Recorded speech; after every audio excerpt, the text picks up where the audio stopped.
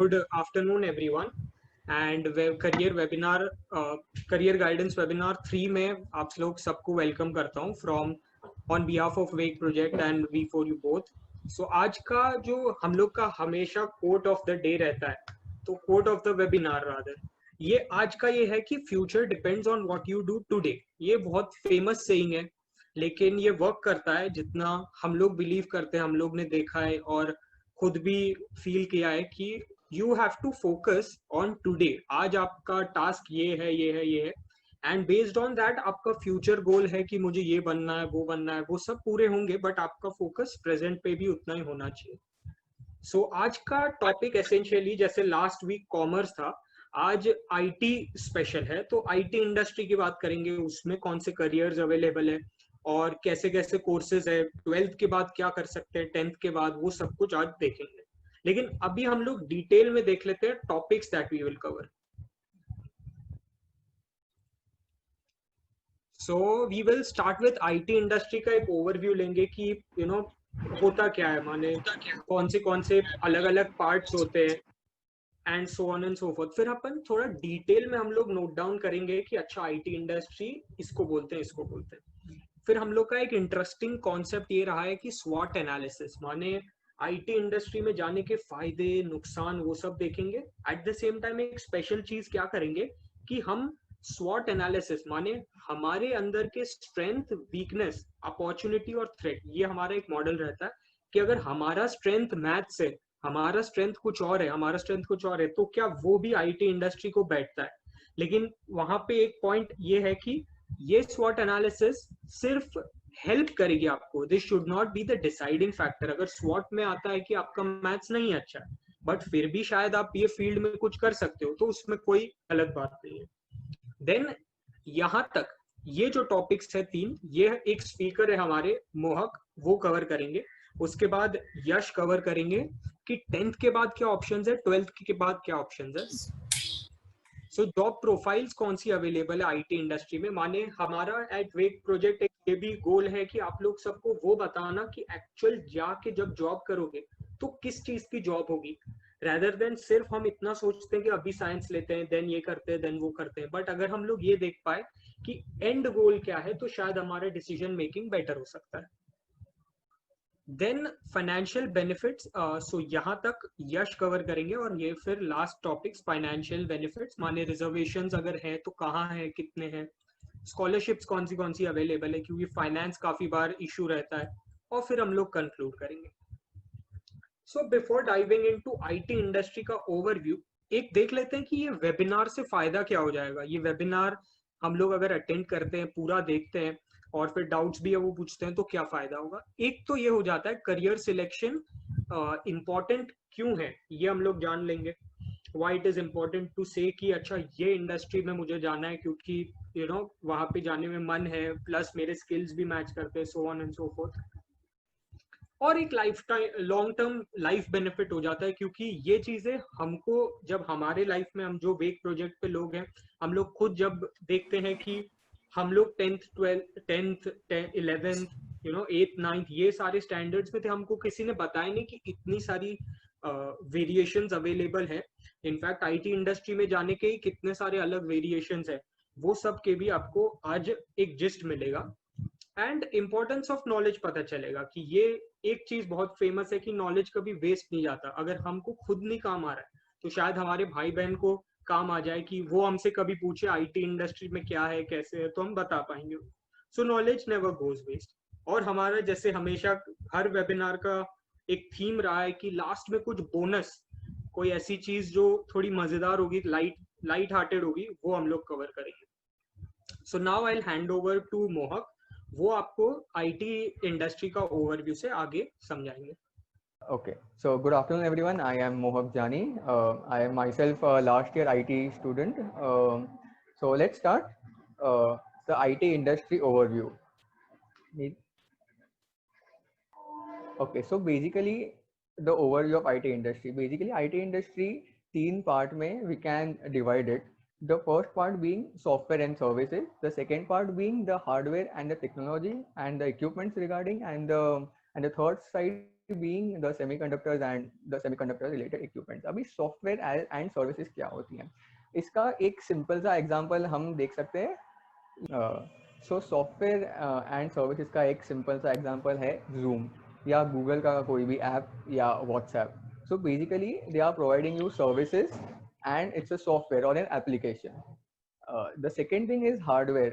अभी hardware basically क्या होता है, आपका लैपटॉप हो गया, डेस्कटॉप हो गया, राउटर्स हो गए वाईफाई के, सो ये हार्डवेयर में आ जाता है. And semiconductors, I wanted to confirm, can someone tell me, do you guys know what is semiconductors, और are you familiar with a yes or a no in the chat box?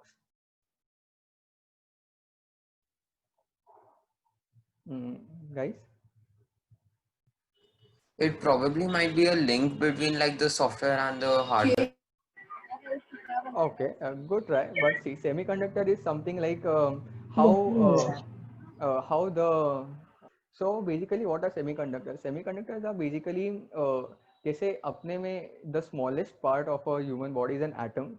Semiconductor is the smallest part of a computer, of any system. ठीक है, maybe आपका IC chip हो गया या आपका laptops हो गया, मोबाइल्स हो गया. Semiconductors are literally everywhere these days.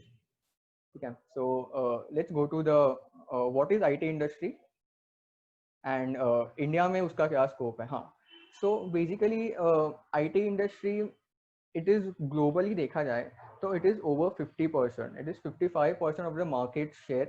That is over 200 to 250 billion dollar service from 2019 to 2020. That is, we can say more than 50% of the global share. That is very very considerable. And इसका future scope क्या है? So by 2025 it is expected to grow up to $350 billion industry. So it is huge. ऐसा नहीं है कि IT में scope नहीं है या IT market saturate हो रहा है.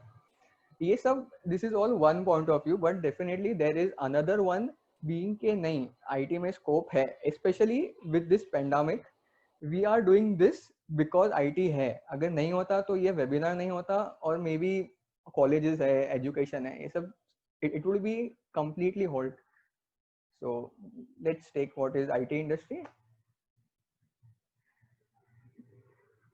Next slide. Okay, so what is IT industry के लिए एक छोटा सा एग्जांपल लेते हैं. ठीक है, imagine you are running a grocery store. ठीक है, किराने की दुकान है आपकी और काफ़ी अच्छी खासी चल रही है एंड कस्टमर्स आ रहे हैं, सब कैश में पेमेंट हो रहा है. बट यहाँ पे एक प्रॉब्लम ऐसा है कि the work is very overwhelming. काफ़ी ज़्यादा काम है. एम्प्लॉयज़ को पैसा दो, उसका अकाउंट रखो, प्रॉफिट हो रहा है, लॉस हो रहा है, वो देखो.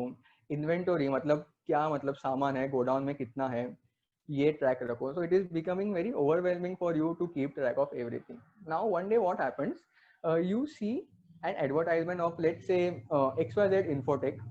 अभी ये XYZ Infotech क्या करता है? It promises you that your job from accounting to inventory management, they will make it very easy and on your palm. Like you can see it, you can check it from anywhere and anytime. ठीक है, so this is what IT companies do. They build software to make businesses run smoothly. And alternatively, अगर आपके पास किराने की दुकान है and you know a little bit of tech and you hire a programmer कि मुझे ऐसी ऐसी वेबसाइट चाहिए, मुझे ऐसा ऐसा एप्लीकेशन चाहिए, and you build that. So इससे क्या होता है, what you do is you are inculcating an IT department in your grocery store. So this is basically the IT क्या होता है. So यहाँ पे लिखा है it is storage. So your storage, the data of your grocery के कितना यहाँ पे कितना माल है, मैगी खत्म हो गई है या चाय खत्म हो गई है, that is storage. Retrieval, you know कि नहीं ये खत्म हो गया है तो मुझे इसको रिन्यू करना है या भरवाना है. ठीक है, usage is basically anything like you are using it, right? And processing it is the end point. अभी the end point is very very necessary. Because अगर हम कम्युनिकेट नहीं कर पाए, अगर मैंने एप्लीकेशन बना दिया, सब हो गया, पर अगर मैं वो एंड यूजर है जो मेरा ओनर है, मैं अगर उसको कम्युनिकेट नहीं कर पाया तो उसका कोई यूज नहीं है. So processing is very important. The third point I just covered saying that the communication is very very important in a controlled manner to the authorised user. So इसके बाद हम लेते हैं SWOT एनालिसिस. सो SWOT क्या है, as Neel correctly pointed out, strength, weaknesses, objectives and threats. So I would prefer कि हम पहले IT industry का ले लें, उसके बाद हम in person का करते हैं. हाँ, so IT industry के SWOT. So we are covering two SWOTs today. एक IT industry का है and दूसरा है एक IT person का क्या हो सकता है. So we'll start with IT industry का SWOT. अभी strengths में क्या क्या cover कर सकते हैं हम. Growing global demand. IT sector की डिमांड काफ़ी ज़्यादा है. जस्ट हमने अभी देखा कि it is 55% overall globally. So growing global demand, constant innovation. Zoom का जो प्लेटफॉर्म है, था पहले स्काइप था no doubt, but then the Zoom platform itself is one big example of innovation. मतलब काफ़ी ज़्यादा इनोवेशन है. You think it and you can probably do it. Very wide range of technology, that is the third point. The very wide range of technology, इसका मतलब ये नहीं है कि सिर्फ कोडिंग है, आईटी में सिर्फ कोडिंग है, ये एक मिसकंसेप्शन आ जाता है. देयर आर मेनी, आईओटी हो गया, क्लाउड हो गया, डेटाबेस हो गया, there are many things, alright. And strong governmental support. in the past 10 years the government is supporting IT industry, software startups tremendously. May it be Make in India हो गया या नीति आयोग हो गया, the governmental support is quite very strong. All right. Now we'll go to the weaknesses. Lack of SOP. SOP क्या होता है? एक standard operating procedure होता है. मतलब अगर मैं बोलता हूँ 1+1 2 तो वो 2 ही होता है, ये स्टैंडर्ड ऑपरेटिंग प्रोसीजर है. पर अगर मैं आपको बोलता हूँ कि let the sum of the numbers be 100, तो मैंने आपको कोई डेफिनेशन नहीं दिया कि कितने नंबर का सम 100 होना चाहिए. 25 25 25 4 टाइम्स भी 100 होता है एंड 50 + 50 2 टाइम्स भी 100 होता है. तो इसका कोई एक स्टैंडर्ड प्रोसीजर नहीं है. अगर मैं कोड कर रहा हूँ, say maybe the program is about वो प्राइम नंबर्स फाइंड कर रहा है, सो मे बी अगर कोई दूसरा प्रोग्रामर है उसका 10 लाइन में कोड हो गया, हो सकता है मेरा 20 लाइन में हो. तो एक स्टैंडर्ड ऑपरेटिंग प्रोसीजर इसका नहीं है. The second thing is sometimes lack of sufficient funding. कभी कभी कैसा होता है ना कि maybe you have an idea but you don't have enough funds for it. Oh, there is a way around it. That is, you can have angel investors and all, but that is on a very later stage, and your idea should be really good for that. ठीक है, तो ये हो गया strength और weaknesses. अभी आते हैं objectives पर. Capitalizing and encashing on the already established image of India. अभी इंडिया का एक already established image है in the world stage, saying that they provide very good IT solutions and the IT sector of India is really very good. So we need to take advantage of that and encash and capitalize it to our benefit. All right. The working population of India. This is a very important point. The working population of India, according to the World Bank, 2019-2020 is nearly 49.25%. That is nearly 50% are above the age of 16. मतलब 16 के नीचे हुआ तो then it's child labor, right? So because 16 and above का population इतना ज़्यादा है India में, the working population is very good as compared to maybe say USA or maybe say UK. So that's a very good thing on it. But इसका एक threat ये है personal में कि competition बहुत ज़्यादा हो जाता है. So we'll come to that. Third, mega trends. Mega trend मतलब क्या? अभी ग्लोबलाइजेशन हो गया, अर्बनाइजेशन हो गया. अभी एक मेगा ट्रेंड क्या चल रहा है फिलहाल? कोविड का वैक्सीन. मेगा ट्रेंड मतलब इन जनरल जो सब जगह एप्लीकेबल होता है. ठीक है. And the fourth thing is cloud infrastructure development. Cloud infrastructure का एक क्लाउड का एक सिंपल सा एग्जांपल मैं आपको दे सकता हूँ. आपका गूगल ड्राइव या गूगल फोटोज, जहाँ से आप इंफॉर्मेशन स्टोर कर सकते हो, रिट्रीव कर सकते हो. That is one basic cloud infrastructure है. Now we'll go to T, that is threads. Mohak, Yes, yeah. I would like to point out one very small thing very quickly. तो ये जो अभी मोहक ने बताया वो सारे बहुत ज़्यादा valid opportunities थे, rather objectives थे. Objectives, right. So that is one thing. बाकी हाँ, वो तो बिल्कुल सही बात बोली कि ड्राइव तो आजकल आप हम सबको खुद को रियलाइज होता है एक दिन में हम लोग कितना सारा डेटा, फोटोज खींचते हैं, म्यूजिक सुनते हैं, ये करते हैं वो, और ये स्टोर कहाँ होता है? तो यहाँ पे cloud technology is what comes into picture. Now I think Mohak you can take right. It was opportunities and not objectives. I'm sorry. and threats. So inflation अभी because of the COVID pandemic, inflation ऐसा नहीं है कि नहीं था but या खराब था, but especially now due to COVID there is inflation in all markets, may it be UK, may it be US, or may it be India itself. Increase in infrastructure cost development अभी कैसा है ना कि अभी तो work from home चल रहा है फिलहाल तो इसका मुझे लगता नहीं कि ये it is very relevant for now, but in future when all this is over, hoping to be, infrastructure का काफ़ी ज़्यादा कॉस्ट आ जाता है. And the third point is very important, foreign and internal policies. अभी फॉर नाउ यूएस का election आ रहा है 3 नवंबर 2020 को. We don't know who will be the next president. We don't know on how they will be having relations with India. ये US का सिर्फ एक एग्जांपल हो गया. बाकी अगर आपको किधर भी फॉरेन जाना है तो it is very necessary for the nation's policy in accordance to India के उनका क्या चल रहा है. एंड इंटरनल पॉलिसीज तो ठीक है, गवर्नमेंट चेंज होते हैं, पॉलिसीज चेंज होते हैं, ये तो रेगुलर है इंडिया में. And the fourth is security. And the fifth one is inconsistency with expansion. अभी fifth one I would like to stress over here. अभी inconsistency with expansion का मतलब क्या हो जाता है ना कि you are very inconsistent with the expansion. अगर कभी कभी कैसा हो जाता है ना कि you are diving in one technology and you just dive in it. मतलब मैं बाकी कुछ चीज़ों को देख ही नहीं रहा. So it becomes very inconsistent with the market. ये हो गया IT इंडस्ट्री का SWOT. Now let's go to person. अभी सी एज अ पर्सन का SWOT analysis is very different. अभी हो सकता है मेरा SWOT डिफरेंट हो एज अ पर्सन, हो सकता है आपका SWOT डिफरेंट हो as a person. So I stress on the fact कि you do it yourself after this webinar is over. If you have any doubt कि ये कहाँ जाना चाहिए, ये स्ट्रेंथ में जाएगा, वीकनेस में जाएगा, अपॉर्चुनिटीज में जाएगा, so you come to us, we will tell you on where and how this will go.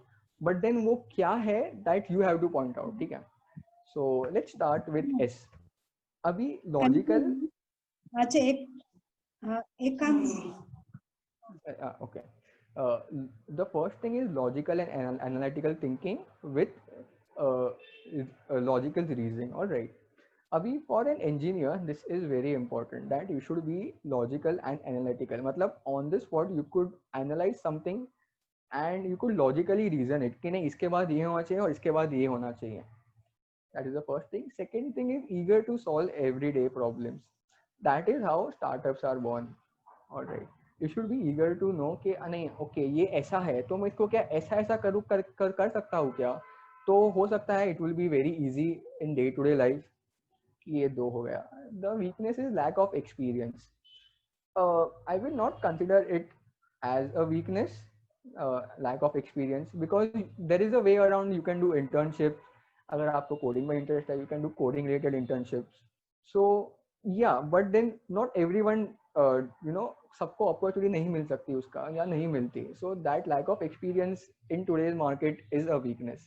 And the gap in education, this is the thing I would like to stress कि हमें जो second year में पढ़ाते हैं या third year में पढ़ाते हैं इन इंजीनियरिंग, अगर आप इन जनरल मार्केट में देखा जाए तो या okay the basics are the same maybe, but then it has a very wide gap in it. जो इंडस्ट्री का स्टैंडर्ड्स है और जो एजुकेशन का स्टैंडर्ड्स है, it needs revival.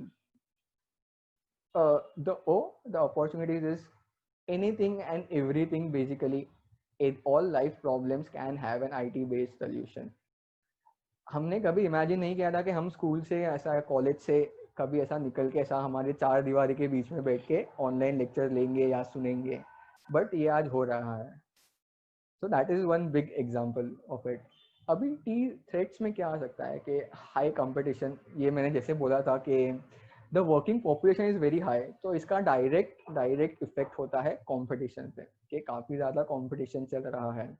So what is the way around this is you be good at what you are doing, practice what you are doing, and the tech is time dependent. Okay, abhi let's take an example of programming languages. All right, पहले C था, फिर C++ आया, फिर Java है, फिर अभी फिलहाल basically Python चल रहा है.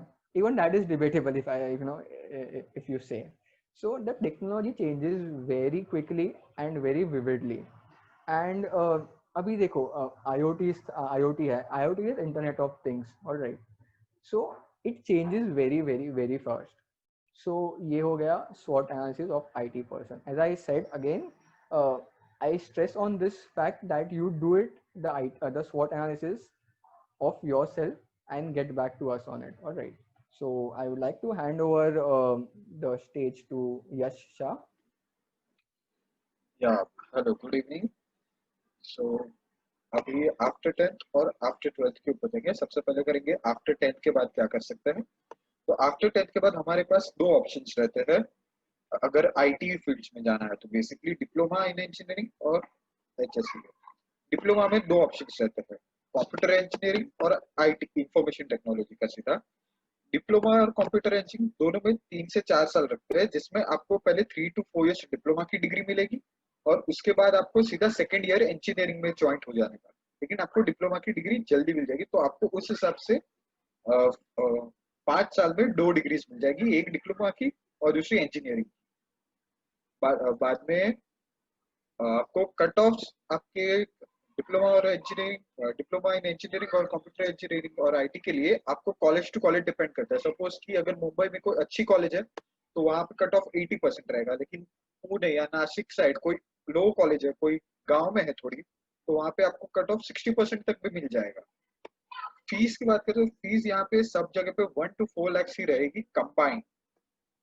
मतलब टोटल आपका सब पूरे साल का, सब साल का, मतलब आपने सपोज कि 4 साल करा तो 4 साल का आपका 4 लाख में निकल जाएगा अगर डिप्लोमा कर रहे हैं. बाद में आपको आफ्टर डिप्लोमा क्या करना है. डिप्लोमा के बाद या तो मैंने जैसे कहा आप सेकेंड ईयर इंजीनियरिंग में ज्वाइन कर सकते हैं, या फिर क्योंकि आपके पास डिप्लोमा की डिग्री है आप सीधा जॉब स्टार्ट कर सकते हैं. मतलब आपको एलिजिबल मिल जाएगा. बाद में अगर जॉब भी नहीं करनी और अगर पढ़ाई भी नहीं करनी तो आप छोटा सा स्टार्टअप खोल सकते हैं, उससे आपको फर्दर इनकम में हेल्प मिलेगा.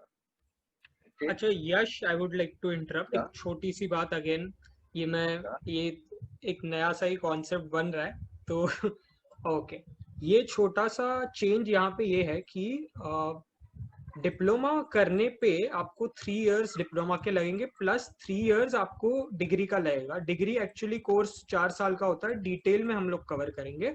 बट क्योंकि डिप्लोमा के बाद आपको डायरेक्ट सेकेंड ईयर एडमिशन मिल जाता है, तो जो 1 2 3 4 का कोर्स था, now you have to cover 3. So sum total is 6 years. तो माने आप 12th से जाओ या डिप्लोमा से जाओ, इट्स 6 इयर्स. ओके या now Yash you can continue. Okay हाँ, जैसा नील ने कहा वैसा ही होएगा, लेकिन आपको टोटल 6 इयर्स में 2 डिग्री मिल जाएगी. एक डिग्री डिप्लोमा की मिलेगी और एक इंजीनियरिंग की. तो आपको 2 डिग्री 6 साल में मिल रही है, जबकि आप 12+4 कर रहे हो तो वहां पे सिर्फ एक ही डिग्री मिल रही है, वो इंजीनियरिंग. और डिप्लोमा के लिए आपको बोर्ड्स नहीं देना है 12th वाला. ओके, सो नेक्स्ट में है आफ्टर 10th में 12th से लेकर आईटी कैसे करें. तो आईटी बीएससी आईटी करने के लिए कॉमर्स और साइंस दो हो सकता है. अगर आईटी इंजीनियरिंग करनी है तो सिर्फ साइंस है. अगर सिर्फ आईटी नॉर्मल आईटी करना है या फिर सिर्फ कॉमन आईटी फील्ड्स में जाना है तो कॉमर्स से भी हो सकता है बीएससी आईटी करके. तो रिक्वायरमेंट्स क्या क्या है. तो कॉमर्स में रिक्वायरमेंट्स है कि 11th-12th में 11th-12th में प्रेफरेबल है कि आईटी और मैथ्स लिया हो, ना कि कोई फ्रेंच मैथ्स या कोई और सब्जेक्ट, क्योंकि आईटी और मैथ्स वही हम लोग को भी आया था फाइनल ईयर्स में. बाद में परसेंटेज आपको कॉमर्स से लेना है तो हाई चाहिए. अगर साइंस से ले रहे हैं तो आपको साइंस के रिक्वायरमेंट्स के हिसाब से चाहिए. साइंस के रिक्वायरमेंट्स में आपको पीसीएम या फिर पीसीएमबी लेना चाहिए. पीसीबी नहीं ले सकते आप अगर आपको आईटी में जाना है तो. और अगर सिर्फ बीएससी आईटी करना है साइंस लेके तो आपको मिनिमम रिक्वायरमेंट्स 50 है, 50% इन एचएससी. और अगर इंजीनियरिंग करना है तो आपका 75% मिनिमम क्राइटेरिया होना चाहिए. उसके बाद हम जाएंगे कट ऑफ्स पे. यश, आई थिंक वन डाउट जो स्टूडेंट्स को हो सकता है, ये पीसीएम एंड पीसीएमबी, ये दिस इज ओके, कुछ स्टूडेंट्स को हो सकता है कि what is this. So can you just say the full form. हाँ, पीसीएम मतलब फिजिक्स केमिस्ट्री मैथ्स और पीसीएमबी मतलब फिजिक्स केमिस्ट्री मैथ्स बायोलॉजी. और पीसीएमबी ले सकते हैं हम आईटी के लिए और पीसीएम ज्यादा प्रेफरेबल है. अगर बी ले लिया यानी कि बायोलॉजी सिर्फ पीसीबी, तो आप आईटी में नहीं जा सकते क्योंकि मैथ्स कंपलसरी सब्जेक्ट है एडमिशन के वक्त. आईटी में अगर एडमिशन चाहिए तो मैथ्स कंपलसरी सब्जेक्ट है। सो अब हम जाएंगे कट ऑफ्स के ऊपर। कट ऑफ्स मैंने जैसे कहा वो कॉलेज टू कॉलेज डिपेंड रहता है, जितना बड़ा कॉलेज होएगा उतना ही उसकी परसेंटेज रिक्वायरमेंट हाई रहेगी। मतलब अभी तो 90% के ऊपर चल रहा है सब कॉलेजेस में, जहाँ पे इंजीनियरिंग कर रहा है रेप्यूटेड कॉलेजेस में सब। लेकिन मिनिमम रिक्वायरमेंट जो मैंने जैसे कहा 75% होना ही चाहिए इंजीनियरिंग करने को, और अगर बीएससी करें तो 50%। फीस पे ध्यान देंगे तो फीस बीएससी की करेंगे तो 10 से 30 हजार में पूरे 2 साल का हो जाएगा, बराबर है ये। ड्यूरेशन 2 साल का, ओके बराबर है। बाद में व्हाट आफ्टर एचएससी ले लिया, उसके बाद क्या? उसके बाद आपको सीईटी जेडबलई वैसी 2-3 एग्जाम्स है, वो आपको देनी पड़ेगी इंजीनियरिंग जाने के लिए। डिग्री के बाद 4 इयर्स का कोर्स था इंजीनियरिंग का, उसके लिए आपको जेडबलई सीईटी वैसी एंट्रेंस एग्जाम देनी पड़ेगी इंजीनियरिंग में जाए। उसके हिसाब से उसके स्कोर पे आपको मिल सकता है। वहां पे भी आपको पीसीएम के एमसीक्यूज आएंगे 50 एमसीक्यूज समथिंग। वहां पे आपको जितना अच्छा स्कोर है उतनी अच्छी आपका कॉलेज में मिलेगी। अगर बीएससी आईटी या सीएस करना है तो उसके लिए आपको कोई एंट्रेंस एग्जाम देनी नहीं पड़ेगी, उसके लिए सिर्फ आपको एचएससी बोर्ड्स क्लियर करने पड़ेंगे, वो भी मिनिमम विद 50% और मैथ्स में अच्छे खासे मार्क्स के साथ।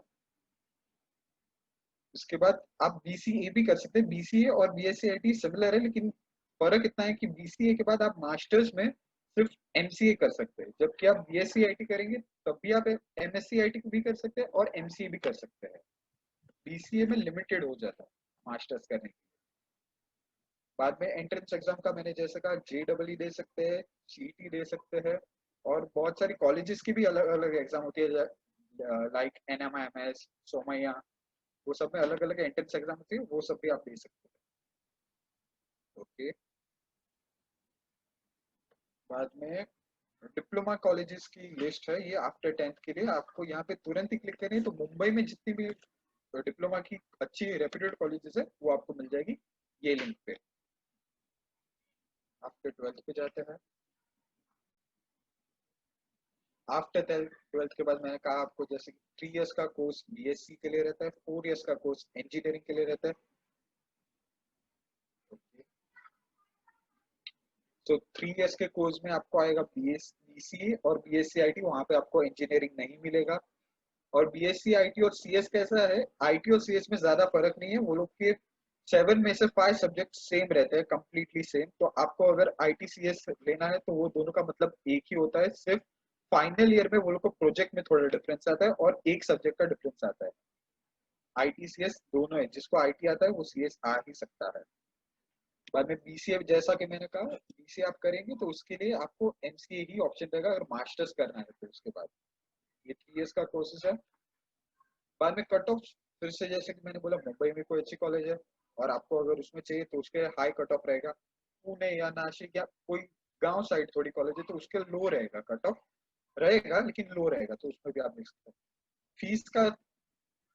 फीस का स्ट्रक्चर है 3 इयर्स कोर्सेज में पूरा 1 से लेकर 2.5 लाख तक पूरा 3 साल का सब हो जाएगा, इंक्लूडिंग बुक्स प्रोजेक्ट सब कुछ।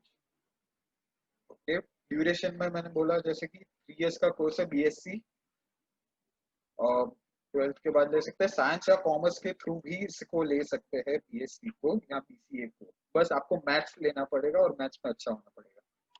बाद में इसके बाद आप क्या कर सकते हैं, इसके बाद आप फर्दर स्टडीज कर सकते हैं, जैसे कि मैंने कहा कि बीसीए के बाद एमसीए कर सकते हैं और बीएससी आईटी के बाद एमसीए भी कर सकते हैं और एमएससी आईटी भी कर सकते हैं। या फिर आपको जॉब परफेक्टली मिल जाएगी, कैंपस इंटरव्यूज भी बहुत अच्छे आते हैं बीएससी आईटी और बीसीए करने के बाद। या फिर अगर आपको जॉब भी नहीं करे स्टडी भी नहीं तो आप छोटा सा एक स्टार्टअप खोल सकते हो, उसमें आप धीरे धीरे आगे जाएंगे। ओके, 4 इयर्स कोर्सेज ये है आपका इंजीनियरिंग। इसके लिए रिक्वायरमेंट्स मैंने कहा था आपको 12th के बाद एंट्रेंस एग्जाम देना पड़ेगा, जेडबलई नीट या फिर अलग अलग कॉलेजेस का अलग अलग एग्जाम। इसके लिए आपको इंजीनियरिंग की डिग्री में, ये आपका 4 इयर्स का कोर्सेज है, इसमें 8 सेमेस्टर्स आएंगे। कट ऑफ मैंने जैसे कि कहा डिप्लोमा में अगर लिया है आपने, डिप्लोमा से इंजीनियरिंग में आ रहे हैं तो 3 साल का रहेगा पहले डिप्लोमा, बाद में 3 साल का इंजीनियरिंग, इसमें आपको सेकेंड ईयर इंजीनियरिंग से मिलेगा और इसमें आपका डिप्लोमा का परसेंटेज के थ्रू इंजीनियरिंग में रहेगा। हर कॉलेजेस में लिमिटेड सीट रहती है डिप्लोमा के लिए, तो आपको उसका टेंशन लेने की जरूरत नहीं है, डिप्लोमा की कर रही बात भी आपको मिलेगा। और मिनिमम क्राइटेरिया जैसे कि मैंने कहा आपको बीई करने के लिए 60 to 75% मिनिमम चाहिए, जो बहुत बेसिक क्राइटेरिया है। और एंट्रेंस टेस्ट में आपको अच्छा आना चाहिए, वरना फिर आपको कॉलेजेस उतनी कम मिलेगी जितने आपके मार्क्स कम रहेंगे। फीस हम आपको जैसे दे सकते हैं, 50,000 मिनिमम रहता है और 4 lakhs मैक्सिमम रहता है पर ईयर। लेकिन आपको उसमें बहुत सारी स्कॉलरशिप मिलती है जो सबको ही मिलती है, और अगर आपने कोई एक्स्ट्रा एग्जाम दिए या फिर आपके ग्रेड्स बहुत ज्यादा अच्छे हैं तभी भी आपको मिल सकती है स्कॉलरशिप्स। ड्यूरेशन जैसा कि मैंने आपको कहा, 4 साल का इंजीनियरिंग मिनिमम रहता है, 8 सेमेस्टर्स रहते हैं। और अगर आप डिप्लोमा के थ्रू कर रहे हैं इंजीनियरिंग टेक्नोलॉजी, तो आपको 3+3 करेगा। मतलब कैसे है, 12 आपको 11, 12, 13 ये आपका डिप्लोमा हो गया, और 13, 14, 15 ये आपका इंजीनियरिंग हो गया। तो आपको फर्स्ट ईयर नहीं बल्कि सीधा सेकेंड ईयर ऑफ इंजीनियरिंग से सीधा आपको मिल जाएगा इंजीनियरिंग। और इसके बाद क्या करें, इसके बाद आपको जॉब डेफिनेटली मिलेगा। फर्दर स्टडीज में भी आप इसमें मास्टर्स कर सकते, लाइक एमटेक और समथिंग मास्टर्स बहुत अच्छा होता है इसमें। स्टार्टअप्स भी आप कर सकते हैं, लेकिन इसमें आपको जॉब्स परफेक्टली बहुत बढ़िया मिलेगा अगर आप इंजीनियरिंग अच्छी कॉलेजेस से अच्छे परसेंटेज थ्रू कर रहे हैं तो। ओके, नेक्स्ट, ये सारी कॉलेजेस बीएससी आईटी और बीएससी सीए के लिए है मुंबई में। जो भी सब कॉलेजेस में होते हैं वो आपको लिंक क्लिक करेंगे तो आपको मिल जाएगी। ये बीई और बीटेक की है, जो इंजीनियरिंग कोर्सेज की है उसकी लिस्ट है, वो 4 साल का होता है। ये सब मुंबई में है। ये आउट ऑफ मुंबई के लिए जो इंजीनियरिंग, जिन लोग को फर्दर स्टडीज के लिए धीरे धीरे प्रिपरेशन कर रहे हैं कि अभी से ही बाहर जाने की तैयारी कर रहे हैं वो लोग, कि नहीं मुंबई में नहीं रहना, मणिपाल में जाना है या कहीं और जाना है, उनके लिए भी ये है लिंक है, लिस्ट है पूरे कॉलेजेस की। ओके, हाँ, अब आप सबसे पहले देखेंगे जॉब प्रोफाइल्स इन आईटी, सबसे मेन। या सो अब देखेंगे हम job profiles in IT, main jobs कौन से मिल सकती है। सो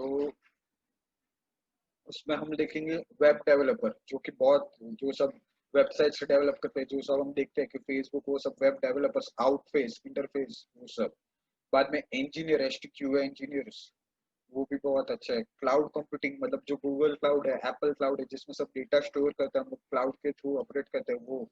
बाद में कंप्यूटर नेटवर्क स्पेशलिस्ट, जो आपकी सब रेंज बराबर है, आपको नेटवर्क प्रोवाइड कर रहे हैं, वो सब आ रहा है। बाद में कस्टमर सपोर्ट, मतलब जो कस्टमर केयर से आपको फोन आ रहा है, जो आपको फोन करके पूछ रहे कि हमको यहाँ पे डाउट आ रहा है, वो लोग है। Cyber security engineer, academic professor, research, ये सब बहुत अच्छी अच्छी जॉब्स है, इसमें बहुत डिमांड है। और आईटी की नेक्स्ट 5 इयर्स में बहुत शूट आउट होगी इंडिया में और पूरे वर्ल्ड में, क्योंकि आईटी अभी टर्निंग पॉइंट पे है। वो 2025 तक इंडिया को सुपर पावर बनाने के लिए आईटी की भी बहुत जरूरत पड़ेगी। बाद में डिजिटल फॉरेंसिक्स या एथिकल हैकर, जो आपके सिस्टम को सेफ रखते हैं, और जो खराब लोग हैं, मतलब डिजिटल, आपको अगर सिस्टम में कोई ब्लीच आ रहा है तो वो उसको देखेंगे और आपको हेल्प करेंगे। डिजिटल मार्केटिंग बहुत अच्छा जॉब है, उसमें आपको बहुत मार्केटिंग करेंगे, बहुत पैसे मिलते हैं, बड़े बड़े होर्डिंग्स में आपको digital marketing. Information security specialist, बहुत अच्छा जॉब है, इसमें आपको सिक्योरिटी की सारी इंफॉर्मेशन भी, आपको सब तो उसकी सीसीटीवी मैनेजमेंट या वैसा सब है, वो सब आप इसमें ध्यान देंगे। ओके ओके, इस यहाँ से नील पटेल रिज्यूम करेंगे। I will thank you. Okay Yash, या तो हेलो गाइस, अभी तक जो किया उसका थोड़ा सा मैं आपको समरी दे देता हूँ। तो जैसे कि यही एग्जांपल ले लेते हैं कि मैं 10th में हूँ, तो मेरे सामने एंड मुझको लग रहा है थोड़ा सा कि इंजीनियरिंग करना चाहिए। सो आई हैव टू अप्रोचेस, एक तो 10th से चले जाएंगे। सो 10th के बाद 3 year diploma, 3 year degree, that's 1, ये मैं समराइज कर रहा हूँ। या फिर 12th, तो 12th में 12th and then 4 year degree और 3 ईयर डिग्री हमारे पास दोनों है, जैसे हमने देखा। सो वो सारे केसेस थे। फिर हमने थोड़ा सा जॉब्स के साइड भी देखा कि क्या प्रोफाइल्स होती है।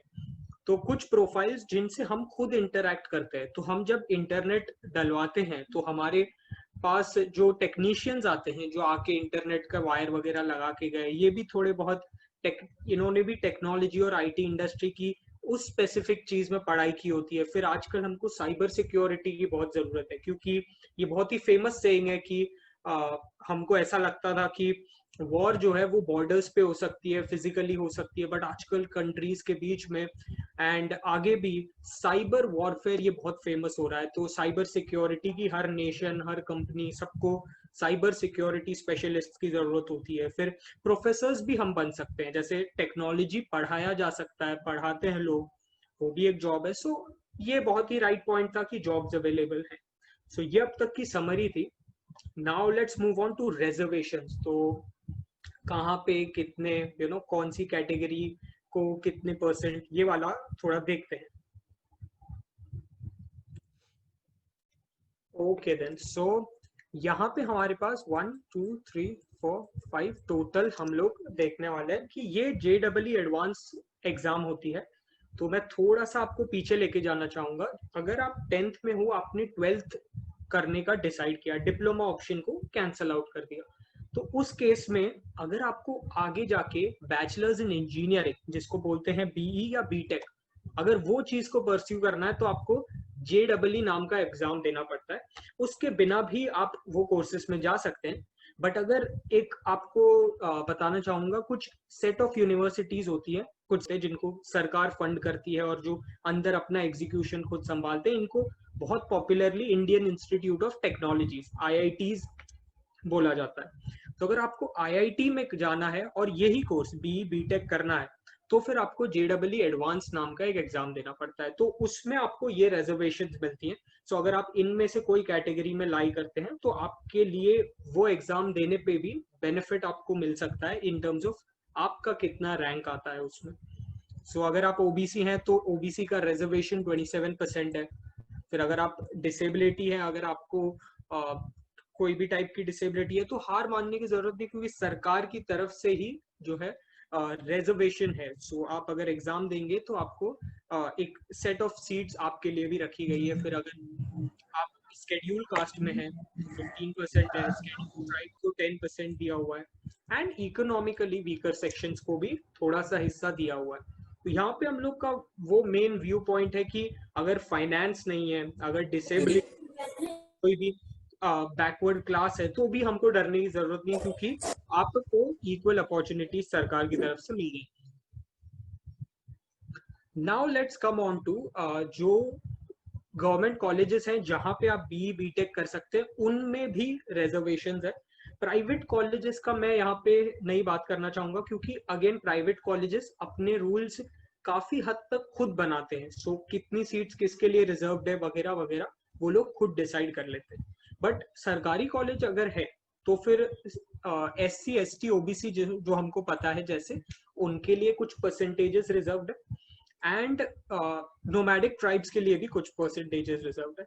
यहाँ पे मैं आपको थोड़ा सा ध्यान यहाँ पे नीचे दी गई लिंक पे लेके जाना चाहूंगा। ये PDF हम लोग एज इट इज आपको देने वाले हैं, पूरा इंफॉर्मेशन आपके पास परमानेंटली रहेगा, जिसको बोल सकते हैं। तो तब आप ये लिंक पे जाके आप एक्चुअल में देख सकते हैं, जहां से हमने पढ़ा और लिख रहे, वहां पे आप खुद जाके पढ़ सकते हैं कि क्या रिजर्वेशन है, और मैं फॉर एग्जाम्पल इस कैटेगरी में आता हूँ तो मुझे ये फायदा मिल सकता है, so on and so fourth. अब थोड़ी सी बात करते हैं स्कॉलरशिप्स की। ये हमारा वेक प्रोजेक्ट का जो फर्स्ट, सेकेंड और आज थर्ड सेमिनार हो रहा है, हम लोग स्कॉलरशिप्स पे ध्यान देते हैं, क्योंकि अगर किसी के पास फाइनेंस नहीं है तो भी उसको हार नहीं मान लेनी चाहिए, बिकॉज स्कॉलरशिप्स उनके लिए as a backing, as a financial backing act करेंगे, ताकि वो अपने ड्रीम्स को परस्यू कर पाए, अगर वो सिलेक्ट करते हैं engineering, IT engineering to be specific, क्योंकि आज का पूरा IT स्पेशल माहौल चल रहा है। एंड एक एक करके मैं रीड आउट करूंगा, बट साथ में मैं अगेन आपका ध्यान इन लिंक्स पे लेके जाना चाहूंगा। ये PPT जैसे ही आपको मिलता है, आप जब इन लिंक्स पे क्लिक करोगे, आपके मोबाइल में, लैपटॉप में, टैबलेट में लिंक्स खुल जाएंगी कि आपको कैसे इनमें अप्लाई करना है, इनकी क्या रिक्वायरमेंट्स है, कौन से डॉक्यूमेंट्स आपको देने पड़ेंगे, ये आपको फाइनेंस कब देंगे, कितना देंगे, है ना, so on and so fourth. अब सबसे first KC Mahindra education trust की तरफ से है, ये आपको हेल्प कर सकती है। Swami Vivekananda merit comes mean scholarship, ये भी काम की है। पोस्ट मैट्रिक स्कॉलरशिप स्कीम, ये तो सरकार की ही तरफ से है, इसका भी लिंक प्रोवाइडेड है।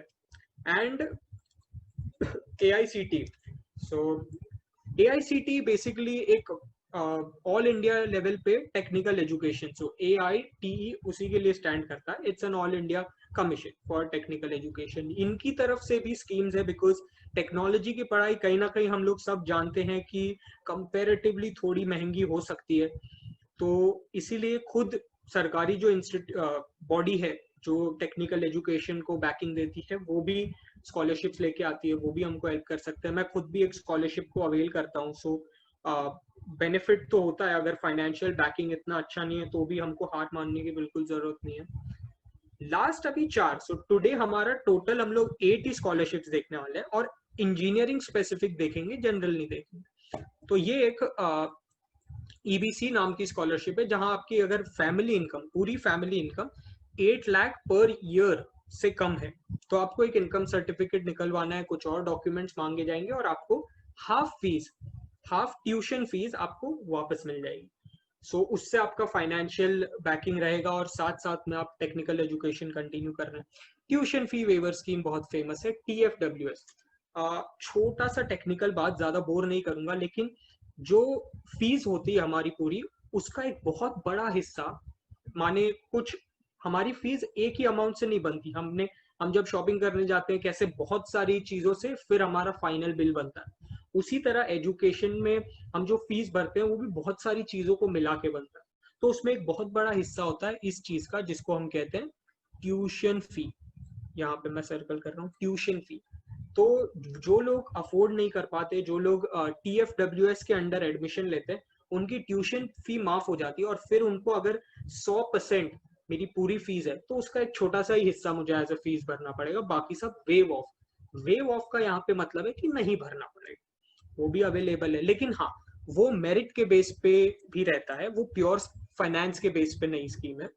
एंड माइनॉरिटी डेवलपमेंट डिपार्टमेंट भी ऑफर करता है। तो DTE नाम का directorate of technical education, again एक सरकारी बॉडी, लेकिन बोर नहीं करूंगा, डिटेल में नहीं जाऊंगा, वो भी आपको टेक्निकल एजुकेशन के लिए फाइनेंशियल बैकिंग दे सकते हैं। एंड हम एक जनरल कैटेगरी ओपन कर देते हैं अदर स्कॉलरशिप्स का। तो उस अदर स्कॉलरशिप्स के अंदर भी हमने आपको लिंक्स दे दिए, तो वो भी आप सब जाके देख सकते हैं। फिर बेस्ड ऑन आप किस में फिट बैठते हैं और आपको कैसे फाइनेंशियल बैकिंग कितनी चाहिए जो है, उसके अकॉर्डिंग आप अवेल करा सकते हैं। उसका एक प्रोसीजर होता है, वो फॉलो करके आप आगे जा सकते हैं। सो ये रिजर्वेशन एंड स्कॉलरशिप्स का हमारी तरफ से आपको प्रेजेंटेशन था। एंड नाउ जैसे मैं एक लिस्ट आपको दिख रहा होगा कि ये टॉपिक्स हमने आज कवर किए, थोड़ा सा ओवरव्यू देखा IT इंडस्ट्री का, उसका स्कोप है वो भी देखा, लेकिन साथ साथ में हम लोग आपको ये भी इंसिस्ट करते हैं कि इससे आप बिल्कुल इन्फ्लुएंस भी ना होइए कि IT इंडस्ट्री ही अवेलेबल है, दूसरी भी इंडस्ट्रीज है बहुत अच्छी है, बट ये अगर आपको IT इंडस्ट्री में जाना है तो हमने डिटेल में ये सारे टॉपिक्स कवर किए हैं जो आपके सामने दिख रहे हैं। एंड इसके बाद हम जाएंगे बोनस पे, आज का जो फन राउंड है, जो मजेदार राउंड है, जिसमें हम आपको काफी इंटरेस्टिंग बात करेंगे, छोटी सी बात करेंगे बट लाइट हार्टेड, मजेदार। बट उससे पहले मैं थोड़ा सा आपको टाइम देता हूँ, कोई भी डाउट्स आप चैट बॉक्स में डाल दीजिए, धैर्य विल टेक ओवर, वो आपके डाउट्स हमसे पूछेंगे, सब जितने भी आपके क्वेश्चंस माइंड में है आप सब पूछ सकते हैं, एंड देन वो बोनस स्टार्ट करेंगे। तो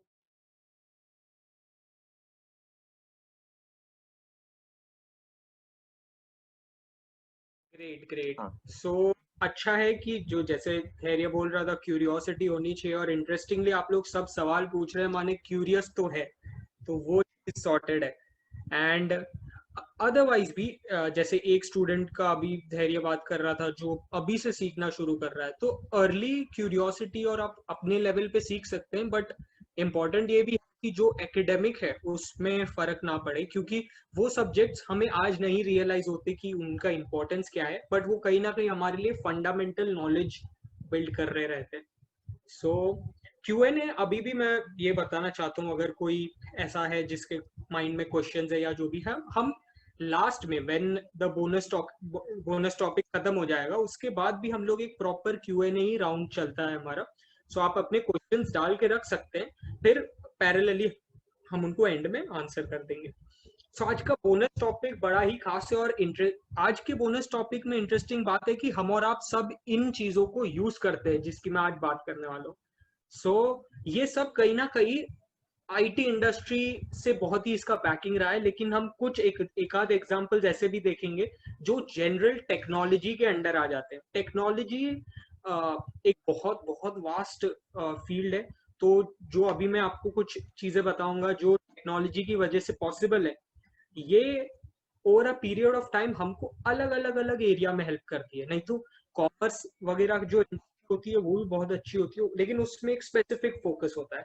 आईटी इंडस्ट्री, जैसा मोहक ने भी बोला कि उसके एप्लीकेशंस हर ही जगह पे है, माने कोई भी प्रॉब्लम को आप आईटी से सॉल्व करने की ट्राई कर सकते हैं। सो बोनस टॉपिक ये है कि कुछ स्टोरीज और कुछ एप्लीकेशंस को देखते हैं जिनको देख के कहीं ना कहीं हमको पता लगेगा कि आईटी हम और आपके लाइफ में कितना ज्यादा इन्वॉल्व है और कितनी सारी चीजें हैं जो आईटी इंडस्ट्री पे डिपेंडेंट है, एंड उन लोगों ने कैसे एप्लीकेशंस डेवलप करके हम लोग जो कर पाते हैं। माने हम अगर यहाँ पे एक पहला इनोवेशन में इंट्रोड्यूस करना चाहूंगा, बाइसिकल। तो एक हम सबको तो खैर हम लोग तो गाड़ी और मुंबई में रहते हैं तो रिक्शा वगैरह से बहुत फेमिलियर है, तो हमको कभी साइकिल इतना याद नहीं आता, बट जब भी साइकिल नहीं था तो तब लोग पैदल जाते थे, तब दूसरे इंस्ट्रूमेंट्स होते थे। लेकिन कहीं ना कहीं अगर आपको किलोमीटर्स लॉन्ग जाना है तो आपको एफर्ट बहुत ज्यादा डालना पड़ता था, आपको तकलीफ ज्यादा होती थी। लेकिन जैसे ही साइकिल आ गया तो साइकिल एक बहुत ही बड़ा शिफ्ट था, क्योंकि उसने हमको याद दिलाया कि अगर हम लोग थोड़ा सा दिमाग लगाएं तो शायद कोई एक प्रॉब्लम, माने एक जगह से दूसरा जगह जाने की प्रॉब्लम जहां पे आपको ज्यादा तकलीफ लगती है, थोड़ा सा अगर दिमाग लगाया जाए तो कहीं ना कहीं वो तकलीफ को घटाया जा सकता है एकदम एफर्ट के साथ। हम लोग साइकिल से अगर कहीं जाते हैं या चल के जाते हैं तो ट्रेडिशनली हम लोग सबको वो एफर्ट पता चलता है कि साइकिल में पेडल मारते मारते कितना दूर तक पहुंच गए पता ही नहीं चला। सो वो एक है। फिर हम लोग वीडियो कॉलिंग, जो अभी हम ये वेबिनार जैसे चल रहा है, ये खुद आईटी इंडस्ट्री के लोग बनाते हैं, अवेलेबल कराते हैं, तो हम लोग सब यूज कर पाते हैं।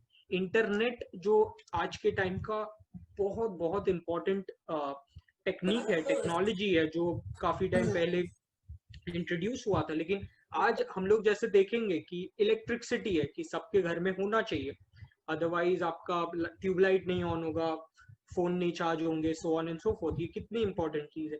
आज के टाइम में इंटरनेट वैसी चीज हो गई है कि अगर आपके पास इंटरनेट नहीं है तो फिर आपके फोन, लैपटॉप, टैबलेट का कोई खास यूज रहता नहीं है। एंड टेलीफोन, ये भी बहुत बड़ा इन्वेंशन था पहले, कि जब लोग एक दूसरे से बात नहीं कर पाते, लेटर वेटर लिखते थे, लेकिन कभी जाके पहुंचेगा भी या नहीं कुछ पता नहीं। बट जब से ये टेक्नोलॉजी आ गई टेलीफोन की, कि आप फोन उठाओगे और इसी मोमेंट पे एक ऐसे आदमी या एक ऐसे अपने रिलेटिव या वर्कर, जो एम्प्लॉयज आपने रखे हुए, उनसे बात करोगे कि वो कहाँ पे इतना दूर रह रहे हैं, but you will in a fraction of time आप उनसे कनेक्ट हो जाओगे और आप अपनी बात कह दोगे। सो इसके पहले जब टेलीफोन नहीं होता था, ये बहुत ही एफर्ट वाला सिस्टम होता था। जैसे मैं बोल रहा हूँ, लेटर्स वगैरह होते थे, दूसरे फॉर्म्स ऑफ कम्युनिकेशन, लेकिन बहुत तकलीफ देते थे। इसका एक छोटा सा एग्जांपल ये भी होगा कि अगर हम लोग कहीं बाहर जाते पढ़ने, जैसे कोई मुंबई से पुणे चला गया या मुंबई से अमेरिका चला गया, टेलीफोन वगैरह जैसी टेक्नोलॉजी से आप अपने फैमिली वालों को एक झटके में फोन करके उनसे बात कर सकते हो, उनका हाल पूछ सकते हो, वो आपका हाल जान सकते हैं, so on and so fourth. फिर सर्चिंग, ये सर्चिंग से भी आप लोग बहुत वाकिफ होंगे, क्योंकि गूगल सर्च हम लोग सब यूज करते हैं, गूगल सर्च या दूसरे जो सर्च प्रोवाइडर है। लेकिन ये मियर पावर कि आपको कुछ भी जानना है आप सर्च करोगे आपको मिल जाएगा, ये खुद एक आईटी इंडस्ट्री पे बहुत बड़ा गिफ्ट है। आईटी इंडस्ट्री काम करके इस चीज को आप तक पहुंचाती है कि आपको कुछ भी, आज के टाइम में तो लिटरली कुछ भी जो आप सोच सकते हो वो आप सर्च भी कर सकते हो और आपको रिजल्ट्स मिलने लगेंगे। ये भी बहुत अच्छी बात है। सोशल मीडिया हम लोग सब यूज करते हैं, इंस्टाग्राम, फेसबुक वगैरह वगैरह। एंड इन जनरल, अभी लास्ट में मैं दो इन जनरल बातें कर देता हूँ। ये मोबाइल, टैबलेट वगैरह चीजें हैं, ये भी कंप्यूटर इंजीनियरिंग का पार्ट हो जाती है। सॉफ्टवेयर, ऐप, वेबसाइट, आजकल तो हमारा खुद का सरकार भी अलग अलग पोर्टल बना रहा है। आपको कोई भी सरकारी काम भी करना है तो आप वेबसाइट के थ्रू कर दो, आपको जाने की जरूरत नहीं है, लंबी लंबी लाइंस होती है, वेट करने की जरूरत नहीं है। ये सारे फायदे हमको मिल रहे हैं। ये चीजों की बात करके मैं बस आपको ये थोड़ा सा ध्यान आपका ले जाना चाहता था उन चीजों की तरफ जो हम यूज करते हैं, जो हमारे लाइफ में कितना बड़ा फायदा कर रही है, हमको एफर्ट नहीं लगाना पड़ रहा है, लेकिन हम कभी हमारा ध्यान नेचुरली उनकी तरफ जाता नहीं है। सो ये कुछ बातें आपसे शेयर करनी थी। अब थोड़ा सा हमारा एक आपको शेयर करना चाहूंगा कि हम लोग ने एक मिथ बस्टर बुकलेट निकाली है। सो ये बुकलेट में हमने मिथ बस्टर का क्या मतलब होता है ये आपको बताता हूँ। फॉर एग्जाम्पल, मेरे खुद के मन में एक मिथ था कि साइकोलॉजी को हम मेडिकल फील्ड में ही जाके कर सकते हैं, मतलब मुझे डॉक्टर की पढ़ाई वाले एरिया में जाना पड़ेगा ताकि मैं साइकोलॉजी पढ़ सकूं। बट सही में ये बात है कि वो आर्ट्स के थ्रू भी हो सकता है कि मैं 12th में आर्ट्स ले लूं 10th के बाद, and then I can become a psychologist और उस जोन में मैं आगे जा सकता हूँ, लेकिन ये नहीं पता। तो इस चीज को हम बोलेंगे मिथ, माने माइंड में कुछ था, एक थॉट, एक नॉलेज, लेकिन वो गलत था। तो मिथ बर्स्टिंग बुकलेट में हम लोग ने ऐसे बहुत सारे अलग अलग क्वेश्चंस लिए और उनको बर्स्ट किया है कि आप ये जो सोचते हो ये ऐसे नहीं होता है, वैसे होता है। और ऐसा हम लोग ने 10, 11, 12, 13 अलग अलग फील्ड्स ली है, जैसे इंजीनियरिंग, कॉमर्स, लॉ वगैरह वगैरह, और उन सब में कवर किया है। और ये फ्रीली अवेलेबल है। तो ये पीडीएफ जब आपको हम लोग देंगे तो आपको यहाँ पे एक बटन दिखेगा, क्लिक हियर टू डाउनलोड। आप क्लिक करेंगे, आपका कोई भी डिवाइस है, मोबाइल, टैबलेट, एनीथिंग, डाउनलोड हो जाएगा। लास्टली सबको थैंक यू बोलने का टाइम, बट उससे पहले अगर आपको हमको रीच आउट करना है, कोई डाउट है जो मेल पे आप भेजना चाहते हैं, आपका अभी नहीं आंसर हुआ या कभी बाद में आए, तो ये हमारा ईमेल आईडी है contact@thewavproject.in। और अगर आप V4U से एसोसिएटेड है तो आप उनको, V4U वालों को बोल सकते हैं, वो हमसे पूछ लेंगे क्वेश्चन और हम आपको बता देंगे। एंड लास्टली थैंक यू बोलने का टाइम। सो सबको एक एक करके, बट सबसे पहले ऑफ कोर्स स्टूडेंट्स, सबसे पहले कि इतना अच्छे से सुना, क्वेश्चंस पूछ रहे हो तुम लोग, जितना क्यूरियस हो रहे हो हमको अच्छा लग रहा है, बिकॉज आप लोग थोड़ा और श्योर होते जा रहे हो बाय एवरी डाउट। आप थोड़ा और श्योर होते जा रहे हो कि ये चूज करना है या ये नहीं करना है, ये करना है नहीं करना है। देन ऑफ कोर्स V4U, क्योंकि उन्होंने इनवाइट किया स्पीक करने के लिए।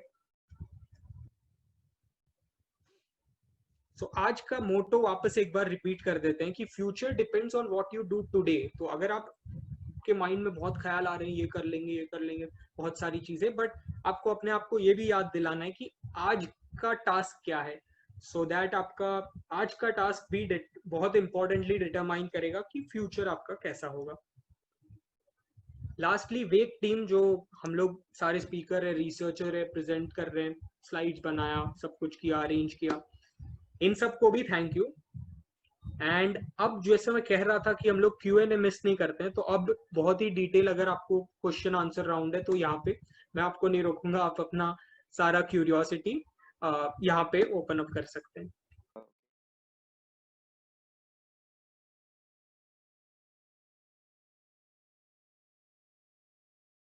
Neil, Yes, yes. can you just have a 5 minutes का word only about coding in general क्या? Because एक कैसा है कि काफी बच्चे पूछ भी रहे थे ना, तो we can just have a word ना, ताकि अपन ने सॉफ्टवेयर और डेवलपर्स बता दिए, बट एक बार अगर हम कोडिंग को हल्का से इलाबोरेट कर देना एक टर्म को, तो अच्छा रहेगा।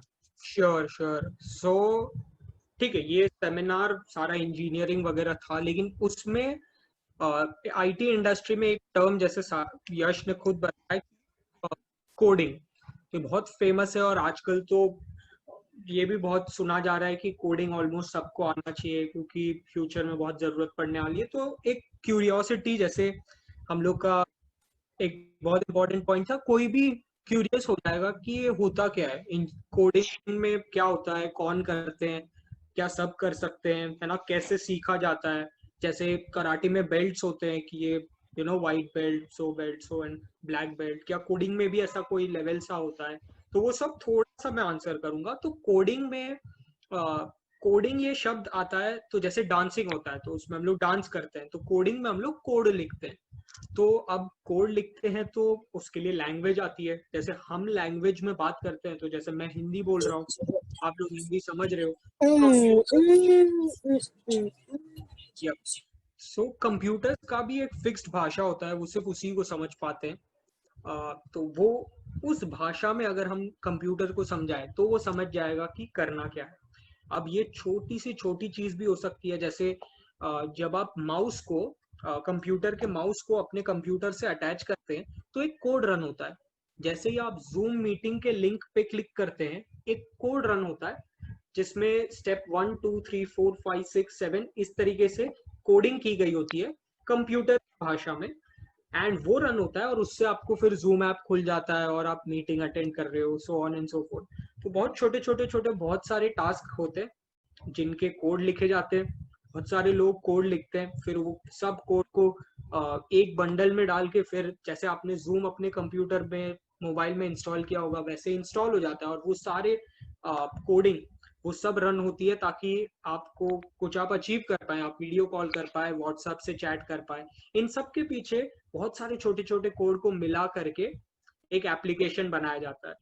तो मैं कोडिंग की भाषा में इसलिए नहीं गया क्योंकि वो बोरिंग भी हो जाएगा और वो अभी के लिए थोड़ा सा ज्यादा टेक्निकल हो जाएगा। बट हाँ, जैसे डांसिंग अगर हम बोल रहे हैं तो डांस कर रहे हैं, तो कोडिंग बोल रहे हैं, कोड लिख रहे हैं, और कोड अलग अलग भाषा में हो सकता है, अलग अलग पर्पस के लिए हो सकता है। जैसे मैंने बोला जूम ऐप का अलग कोडिंग है, व्हाट्सएप का अलग कोडिंग है, तो कहीं भी हो सकता है। और प्रॉब्लम सॉल्व करने के लिए, कोई भी प्रॉब्लम सॉल्व करने के लिए आप कोड लिख सकते हैं। तो अगेन जैसे डांसिंग में आप देखोगे कि कितने सारे टाइप के डांसिंग है, अलग अलग लोग अलग अलग लेवल ऑफ गुडनेस से करते, कोई बहुत एक्सपर्ट है, कोई बिल्कुल बस हॉबी के लिए करता है। उसी तरह कोडिंग है, कोडिंग में भी बहुत सारे अलग अलग टाइप्स हैं, बहुत सारे अलग अलग लेवल है। कोई एक्सपर्ट है क्योंकि बहुत टाइम से कोडिंग कर रहा है, कोई नया नया सीख रहा है, बस उसी तरह कोडिंग में भी होता है। Yes Yash, want me to elaborate? I think इतना इनके लिए एक स्टार्टिंग के लिए सफिशिएंट है। एक दो लैंग्वेजेस बोल दे बस, पाइथन जावा, सिर्फ जार्गन्स छोड़ दे ताकि एक्सप्लोर कर पाए। फॉर श्योर, अगर आपको एक्सप्लोर करना है तो ये जो मैं भाषा की बात कर रहा हूँ कि कंप्यूटर की भाषा, तो ये इनको प्रोग्रामिंग लैंग्वेज बोलते हैं। ठीक है, जैसे हमारी लैंग्वेज होती है, ये हमारी स्पीकिंग लैंग्वेज है, ये ह्यूमन टू ह्यूमन बातों में यूज होती है, हिंदी मराठी। कोडिंग की जो लैंग्वेज होती है इसको प्रोग्रामिंग लैंग्वेज बोलते हैं। और कुछ प्रोग्रामिंग लैंग्वेज जो बहुत फेमस है वो है, एक नाम है जावा, फिर एक नाम है पाइथन। ये वो सांप वाला पाइथन नहीं है, ये प्रोग्रामिंग लैंग्वेज का नाम है पाइथन। एक है सी, जस्ट अ लेटर सी, ये प्रोग्रामिंग लैंग्वेज का नाम है। और थोड़ा इंजीनियरिंग में ऐसी थोड़ी वियर्ड चीजें भी होती हैं जिनके पीछे कहानियां होती हैं, वो समझनी पड़ती है कि इनका ऐसा नाम क्यों है। एंड सी प्रोग्रामिंग लैंग्वेज का तो बहुत इंटरेस्टिंग नाम इसलिए है क्योंकि क्वाइट लिटरली इसके पहले के जो लेटर आते हैं, ए बी, ऐसी भी टाइप्स की लैंग्वेज कहीं ना कहीं क्लोज टू इट आई थी, इसलिए ये थर्ड थी तो इसको सी दे दिया नाम। ऐसी बहुत इंटरेस्टिंग स्टोरीज है जिनको समझा जा सकता है कि क्यों इसका नाम है। तो ये पाइथन, सी एंड जावा, ये तीन लैंग्वेजेस होती हैं। अगर आपको देखना है तो आप इन लैंग्वेजेस के बारे में पढ़ सकते हैं। जैसे हम जब भी मराठी सीखते हैं तो हम सीखते हैं कि बिल्कुल मात्रा क्या होता है, कैरेक्टर क्या, उसी तरह इन प्रोग्रामिंग लैंग्वेजेस को भी समझने का तरीका होता है कि बिल्कुल छोटी छोटी चीजें पहले समझ लें, फिर एक छोटा सा कोड लिखें, फिर बड़ा कोड लिखें, फिर बड़ा कोड लिखें।